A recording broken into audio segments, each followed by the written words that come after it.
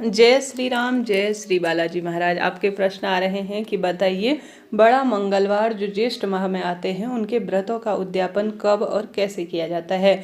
आप जानते होंगे इस बार 5 मंगलवार हो रहे हैं और यह मंगलवार बुढ़वा मंगलवार या बड़े मंगलवार के रूप में जाने जाते हैं। इन मंगलवार के दिनों में किया गया हनुमान जी की उपासना प्रत्यक्ष रूप से अपना चमत्कार दिखाता है। भक्तजन अपनी इच्छा शक्ति सामर्थ्य अनुसार संकल्प लेकर हनुमान जी महाराज के समक्ष अपने मन की कामना रखते हैं कि हनुमान जी महाराज ज्येष्ठ माह के 5 मंगलवार के हम व्रत करेंगे। ऐसे में उद्यापन का बहुत सरल नियम है। महादेव की ही एक स्वरूप है हनुमान जी महाराज।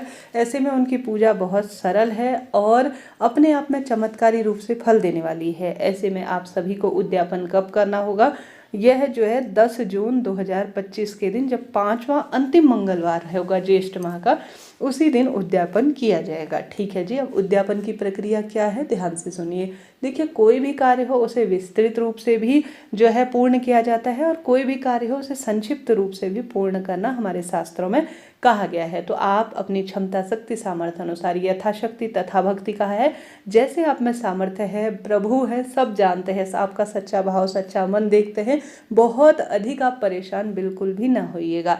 आपके पास बहुत अधिक भगवान ने सेवा का मौका दिया है, तो आप विस्तृत रूप से भी कर सकते हैं, नहीं तो संक्षिप्त रूप से भी आप उद्यापन कीजिएगा। सबसे पहले आप जल्दी उठे, लाल रंग के ही कपड़े पहने और यह ध्यान रखिए कि आपको 5वें मंगलवार 10 जून को ही यह उद्यापन करना है। हमेशा लाल या नारंगी रंग के कपड़ों का चुनाव करना चाहिए। अपने माथे पर भी आप नारंगी रंग का सिंदूर या लाल चंदन जरूर से लगाए। उसके बाद सूर्य भगवान को जल चढ़ाए और जो है तुलसी माता के निमित्त दीपदान कर कर हनुमान जी के समक्ष, आप अन्य दिनों नहीं कर पाए हैं तो इस दिन जरूर से करें। 3-4 तरह से उद्यापन किया जा सकता है।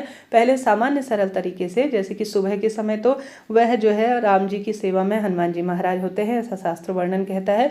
ऐसे में आप शाम के समय इस उद्यापन को परिपूर्ण करते हैं तो और अधिक शुभ माना जाता है। इस दिन आप जो नहीं कर पाए हैं, जैसे कि कई भक्तजन प्रण लिए रहते हैं, संकल्प लिए रहते हैं कि मैं 5 दिन चोला चढ़ाऊंगा, आप किसी कारण से नहीं चढ़ाए हैं, तो सबसे पहले तो सरलतम तरीके से आप अंतिम दिन मात्र हनुमान जी को भोग लगाकर नारियल का, गुड़ चने का, या आप जो है चूरमे का या रोट का या पान का, जो भी आपकी इच्छा है, साधारण सरल तरीके से प्रार्थना कर कर कि हनुमान जी महाराज मैं इतना ही कर सकता हूँ, आप इसे स्वीकार करें। ऐसी प्रार्थना करते हुए अंतिम मंगलवार को आप जो है हनुमान जी के समक्ष सिर्फ उनको चोला चढ़वाइए और अपनी क्षमता सामर्थ्य अनुसार उनको भोग प्रदान कर कर चौमुखा दीपक लगाकर हनुमान चालीसा का 11, 21, 51 बार पाठ कर कर अपने व्रत को परिपूर्ण आप कर सकते हैं। यह तो पहला सबसे सरल तरीका है। एक जो है यह कार्य जरूर कीजिएगा कि आप हनुमान जी के मंदिर में ध्वजा जरूर लगाइएगा। ठीक है, यह तरीका भी बहुत अच्छा है। एक दूसरा तरीका है भंडारा करने का। यह भंडारा आज की जो है तिथि में सबसे उत्तम है, क्योंकि अगर आप देने योग्य है तो सबसे पहले अपने घर पर एक पंडित जी को बुलाएं, उनसे कहें कि आप हनुमान जी के किसी भी सरल से मंत्र के साथ, आप बीज मंत्र ले सकते हैं या कोई अन्य मंत्र ले सकते हैं सिद्ध, उससे 108 बार अपने नाम गोत्र के साथ आप जो है आहुति दीजिएगा। आहुति के साथ आपकी इच्छा है पंडित ब्राह्मण जी को भोजन करा सकते हैं, एक समय का वस्त्र इत्यादि दान दे सकते हैं। यह इच्छा आपकी है, आप किस स्वरूप में करवाना चाहते हैं। अपने घर पर आप स्वयं से भी हवन कर सकते हैं छोटा सा। आपको हवन कैसे करना चाहिए इसका वीडियो प्रामाणिक रूप से मैंने पहले दिया है, आप कमेंट्स कीजिए, मैं आपको जरूर से उसका लिंक दूंगी। आप पंडित ब्राह्मण जी को घर पर बुलाकर प्रॉपर तरीके से बहुत विस्तृत रूप से आप कर सकते हैं और भंडारा कर सकते हैं। आप भंडारे में चना, पूड़ी, हलवा, आपने देखा होगा जगह जगह भंडारे होते हैं बड़े मंगलवार के दिन, आप यह कर सकते हैं। इच्छा आपकी है।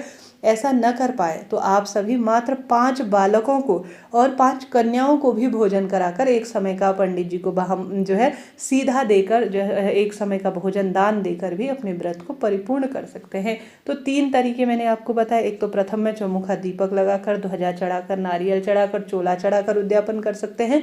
दूसरा हवन कर कर, भंडारा कर कर आप हवन जो है पूर्ण कर सकते हैं, पूर्ण आहुति देकर। एक सबसे सरल तरीका है, कन्याओं को और 5 बालकों को आप घर पर भोजन कराकर एक समय का भोजन पंडित ब्राह्मण जी को दान में दे सकते हैं, हनुमान चालीसा का पाठ कर सकते हैं। एक अन्य और तरीका है, भंडारे के साथ साथ आप कन्या ब्राह्मण सभी को भोजन कराकर हनुमान जो है सुंदरकांड का जो है पूर्ण पाठ करवा सकते हैं, रामायण पाठ करा सकते हैं। इच्छा आपकी है, आपके पास किस स्वरूप में जो है हनुमान जी और महादेव ने आपको देने योग्य बनाया है, उस अनुसार आप जो है कार्य कीजिएगा। आशा है, उम्मीद है यह जानकारी आपके उपयोगी रही होगी। तो जरा सा भी रही हो तो लाइक करें, शेयर करें, कमेंट्स में जय श्री बालाजी महाराज लिखें और कोई प्रश्न हो तो तत्काल पूछिएगा।